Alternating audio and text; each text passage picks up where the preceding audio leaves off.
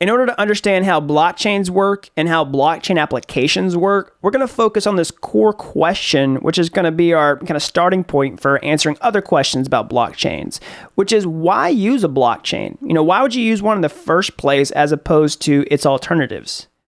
Well, you use a blockchain to solve a problem. And what kind of problems do blockchains solve? Well, if you think about it, almost all digital systems that you use today are closed systems. Think about your bank account. Everything about your bank account lives inside the walls of the current financial system. Your balance is tracked by, a closed system, and it's controlled by someone else, within the walls of your bank. And, there are intermediaries that you have to trust within these systems, like the banks themselves, the bankers, anyone that, supplies funds to your bank. And these systems work, right? We're using them all over the world today and, pretty much every country. But they do have some problems or some potential problems, right? You have to trust people. And there's a lot of things that you can't, have any control over. All your value is controlled by these intermediaries that you're required to trust. And you could automate this away.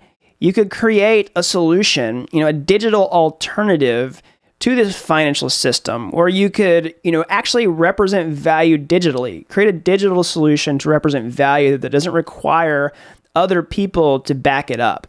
And we're going to talk about that more here. So money is a pretty good example of value that we can represent digitally, right? So let's talk about, the problem with trying to represent value digitally right now versus doing it with a blockchain, right?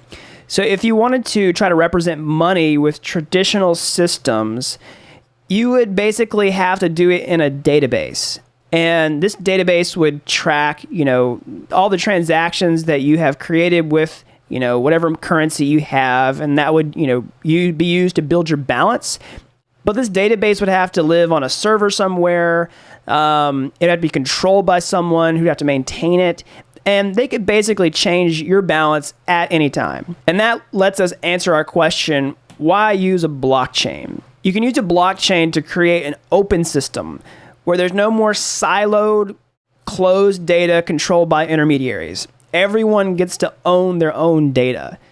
And a blockchain is called trustless.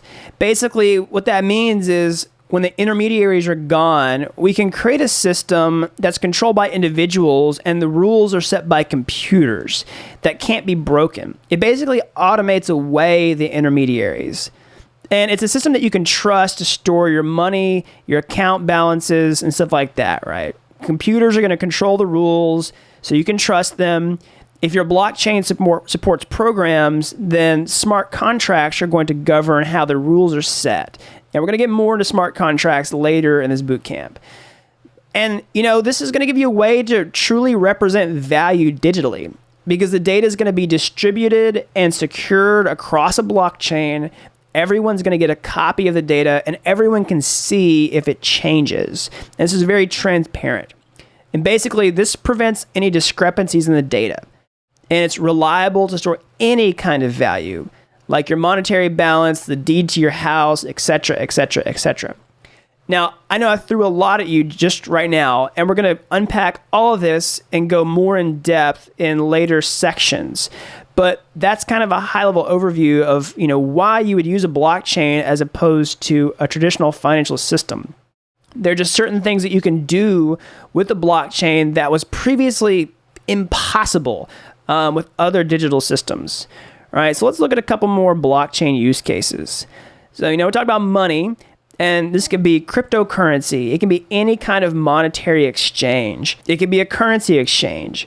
It could be any application that uses monetary incentives. That's a really popular blockchain use case right now. It's basically trying to incentivize people with money or bribe people with money, whatever you want to call it, in order to take some sort of action in your system or in your application, because it's really easy to distribute money with a blockchain. Crowdfunding is a good example. So basically, you no longer have a need for intermediaries. There's no fees. It's a guaranteed behavior of how the crowdfunding works. So like an ICO would be a good example. As opposed to something like Kickstarter, which is going to charge a platform fee that is, completely controlled by an intermediary.